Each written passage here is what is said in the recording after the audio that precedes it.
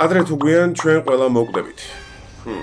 ვიდეოს იდეალური დასაწყისი. თუმცა ექიმები ყველაფერს აკეთებენ იმისთვის, რომ ჩვენი ცხოვრება გაახანგრძლივონ. ალბათ გსმენიათ ორგანოების ტრანსპლანტაციის შესახებ. თუმცა სავარაუდოდ არ გაგიგიათ ის, რომ ორგანოების ტრანსპლანტაცია ორი სახის არსებობს. ეს არის ორთოტოპიული და ჰეტეროტოპიული ტრანსპლანტაცია. პირველ შემთხვევაში ახალი ორგანო ანაცვლებს ძველ ორგანოს. ანუ პირობითად ვიღაცამ გადაინერგა თირკმელი, ანუ ამოიჭრა თავისი ძველი თირკმელი, აიღო ახალი და ჩაანაცვლა. აი ეს არის ორთოტოპიული ტრანსპლანტაცია. თუმცა ჰეტეროტოპიული გადანერგვა გულისხმობს იმას, რომ ადამიანს კი არ ჩაუნაცვლებენ ახალ ორგანოს.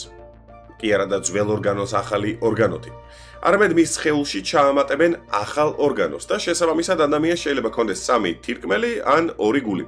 და ყველაზე დასანანი ის არის, რომ ადამიანს შეიძლება ჰქონდეს 2 გული, მაგრამ მაინც არ დაალაიქოს ვიდეო.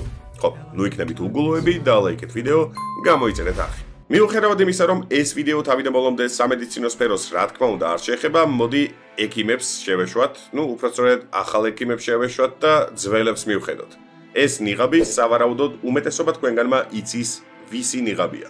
იგი შავი ჭირის დროს ეკეთათ ექიმებს და იცავდა თუ არა იგი რეალურად ადამიანებს შავი ჭირისგან. რა თქმა უნდა არა. ამ ნიღაბში ექიმები დებდნენ სხვადასხვა მცენარეებს, დაფნის ფოთლებს, ნაჭრებს, გამხმარ ყვავილებს და მსგავს სისულელეებს. მიზეზი ცოტა არ იყოს არასასიამოვნოა.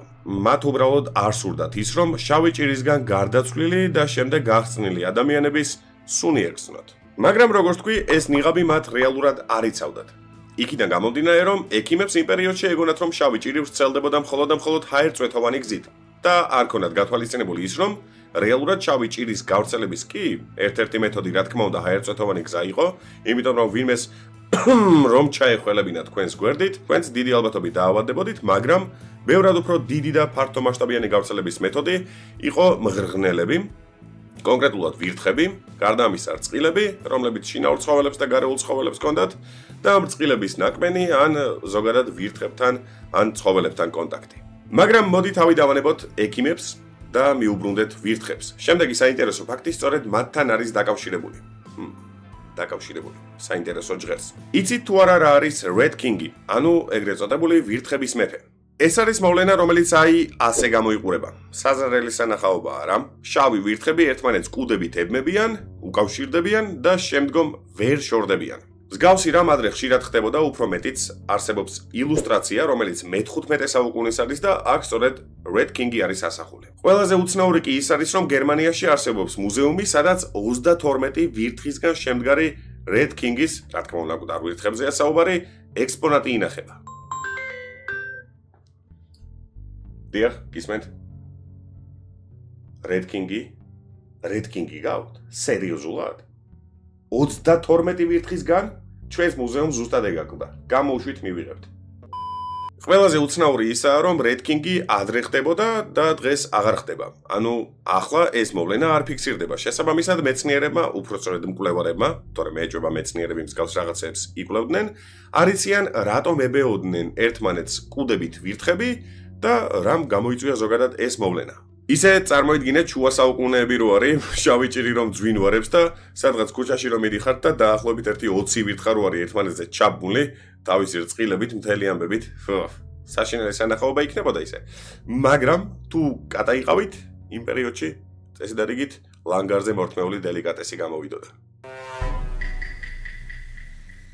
რადგან კატა ვახსენეთ და ვირთხებზე საკმაოდ საინტერესო ფაქტი მოგიყევით, მოდი არც კატა დავჩაგროთ და მოგიყვებით კატა ფრანკენშტაინზე, რომელსაც CIA მოსასმენ აპარატად იყენებდა. ალბათ ფრანკენშტაინზე გსმენიათ და ხო, ერთ პატარა დეტალს მინდა რომ ხაზი გაუშვა. ფრანკენშტაინი არა ის მონსტრია, რომელზეც დაწერილია წიგნი, არამედ იმ მეცნიერის გვარი არის, რომელმაც ეს მონსტრი შექმნა.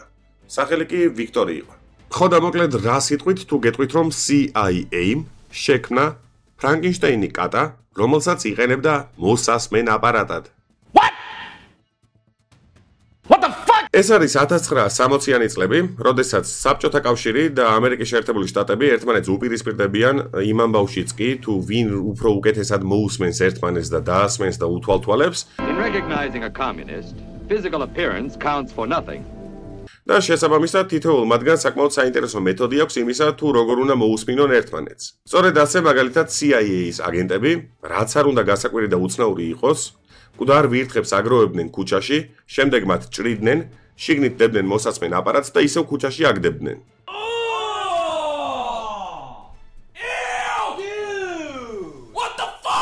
წარმოიდგინეთ, რომ ქუჩაში გადიხართ და მკვდარი ვირთხა გდია ძირს.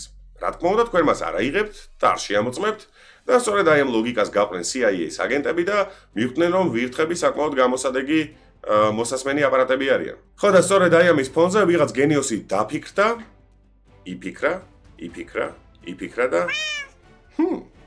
გრანდიოზული იდეა მოვიდა თავში. მან გამოიგონა კატის კონცეფტი. ეს იყო მოსასმენი კატის კონცეფტი, რომელსაც სხვადასხვა ორგანოში ექნებოდა ჩაშენებული მოსასმენი და სათვალთვალო აპარატი. ყველაზე უცნაური არის აი ამ პროექტის სახელი. აკუსტიკური კატა. What? კატას პირველ რიგში ყურებში ჩაუმონტაჟეს მოსასმენი აპარატი. თვალის მაგივრად კი კამერა.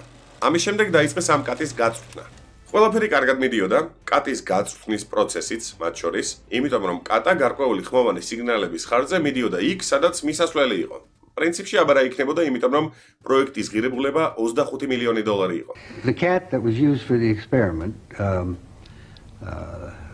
had to be cut open and have a power pack placed inside its abdomen. შეგახსენებთ, საუბარია 1960-იან წლებზე.